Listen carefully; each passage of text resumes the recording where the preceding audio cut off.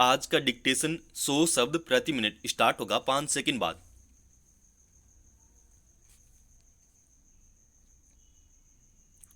Start. America first की नीति से अपने देश को फिर से महान बनाने का वादा कर राष्ट्रपति चुनाव जीतने वाले डोनाल्ड ट्रंप की छवि को भले ही भारत के पक्ष में देखा जा रहा है, पर जिस तरह के नैरेटिव गढ़कर रिपब्लिकन पार्टी ने जीत हासिल की है, उसके संभावित दुष्प्रभाव के प्रति सतर्कता की भी जरूरत है। ट्रंप के कुर्सी संभालने के पहले ही डॉलर की मजबूती से रुपए के कमजोर होने के सिलसिले से भारत में महंगाई बढ़ने व ब्याज दरों में कटौती की उम्मीदों पर पानी फिरने के आसार हैं। ट्रंप की नीतियां फेडरल रिजर्व को अपने दर कटौती चक्र पर ब्रेक लगाने को बाध्य कर सकती है। ट्रंप की जीत में सतह के नीचे व्हाइट सुपरमेसी और सतह के ऊपर प्रवासियों का मुद्दा गर्म रहा है। ये दोनों कहीं न कहीं भारत के खिलाफ जा सकती हैं। ट्रंप ने अपने पहले कार्यकाल में भारत के आयात शुल्क को मुद्दा बनाया था और यहाँ तक कहा था कि मोदी तो अच्छे हैं, लेकिन भारत का टैरिफ सिस्टम ठीक नहीं है। हाल ही में ट्रंप ने अमेरिका के 3 बड़े साझीदारों मैक्सिको, कनाडा और चीन पर गलत कारोबारी व्यवहार और प्रवासियों को बढ़ावा देने का आरोप लगाकर अतिरिक्त टैक्स लगाने की धमकी दी है।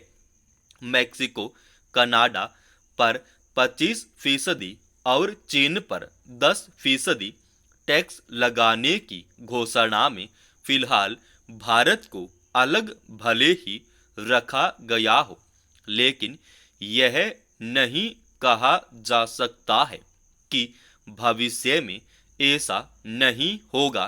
ट्रंप ने पिछले कार्यकाल में विश्व व्यापार संघ WTO से बाहर निकलने की धमकी देते हुए कहा था कि चीन और भारत जैसे देश इसका फायदा उठा रहे हैं। ट्रंप के सहयोगी और कार्यकुशलता विभाग के प्रमुख एलन मस्क अपनी कंपनी का विस्तार करने के लिए भारत सरकार से रियायतों की मांग कर रहे हैं। अमेरिका भारत से ऐसी रियायतों के लिए दबाव बना सकता है जिनसे भारतीय प्रतिस्पर्धियों पर प्रतिकूल असर पड़े। भारतीय टेलीकॉम कंपनियां अभी से मस्क के आगमन के संभावित नकारात्मक प्रभाव को लेकर सतर्क हैं। मस्क अपने देश में उन अभियानों के पक्ष में बोलने लगे हैं जिनसे प्रवासियों के हित प्रभावित होते हैं। उन्होंने गेमिंग इंडस्ट्री के लिए नया प्लेटफॉर्म शुरू करने की घोषणा की है, जिनसे माइक्रोसॉफ्ट और सोनी जैसी कंपनियों को टक्कर देकर गेमिंग इंडस्ट्री को हिलाने का दावा किया जा रहा है। यह घोषणा एक तरह से माइक्रोसॉफ्ट के भारतवंशी CEO सत्या नडेला को बदनाम करने वाले अभियान का समर्थन करते हुए की गई है, जिसमें नडेला पर नौकरियों में गोरे लोगों की उपेक्षा करने के आरोप लग रहे हैं। ऐसे में ट्रंप का राज दो धारी तलवार की तरह होगा, जिसके प्रति भारत को सतर्क रहना चाहिए। यूनिफाइड पेमेंट्स इंटरफेस UPI के जरिए हो रही धोखाधड़ी के आंकड़े सचमुच हैरान करने वाले हैं। सरकार की ओर से बताया गया है कि पिछले 2.5 साल में यूपीआई से धोखाधड़ी के 27 लाख मामले सामने आए हैं। हैरत की बात यह भी है कि इन मामलों में लोगों ने 2,145 करोड़ रुपए गंवाए हैं।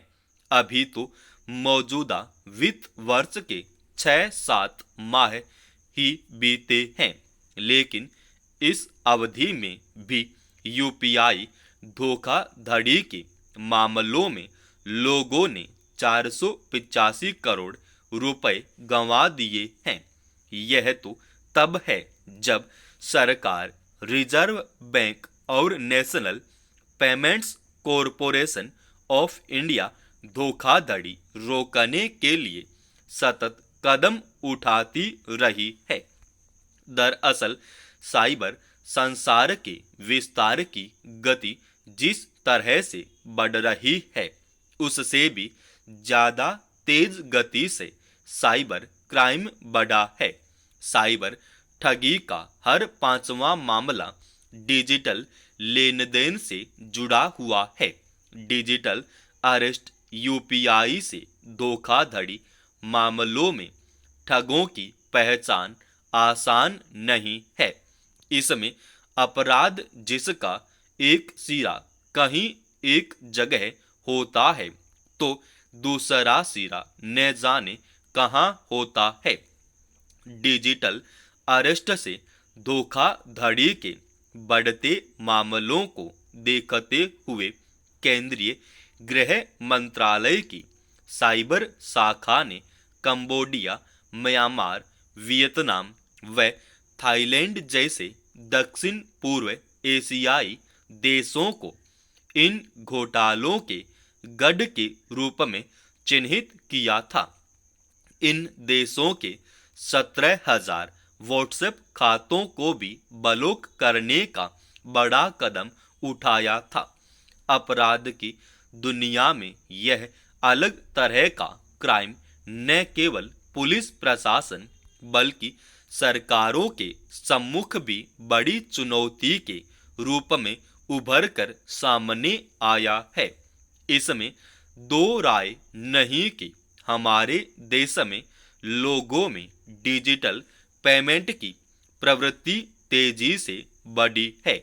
इंटरनेट की सहज उपलब्धता और हर हाथ में स्मार्टफोन ने इस प्रवृत्ति को और गति दी है।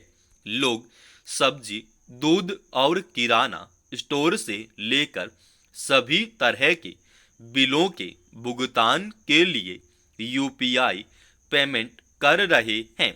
दूसरी ओर शातिर ठग यूपीआई पेमेंट के क्यूआर कोड तक भी ऐसा बना रहे हैं जो असली को भी मात देता दिखता है। नकली यूपीआई ऐप से क्यूआर कोड स्कैन कर व भुगतान को भी फर्जी स्क्रीनशॉट तक दिखा देते हैं। ऐसे में तकनीक के दौर में आसान होती राह के बीच तमाम तरह की सतर्कता बरतने की जरूरत है। यह सतर्कता न केवल डिजिटल माध्यम से भुगतान करने वाले वक्त बल्कि अपने खातों में जमा होने वाली रकम तक रखनी होगी, क्योंकि इंटरनेट के इस्तेमाल से आसान हुए लेन देन में डेटा की सुरक्षा व सतर्कता नहीं रखी गई तो साइबर ठग किसी को भी अपने जाल में फंसाने से नहीं चूकने वाले साइबर अपराधों से निपटने के ठोस प्रयास ही ऐसे जाल को तोड़ पाएंगे। समाप्त। दोस्तों, रोजाना ऐसे ही एडवांस डिक्टेशन के लिए इस चैनल को आप अभी सब्सक्राइब कीजिए।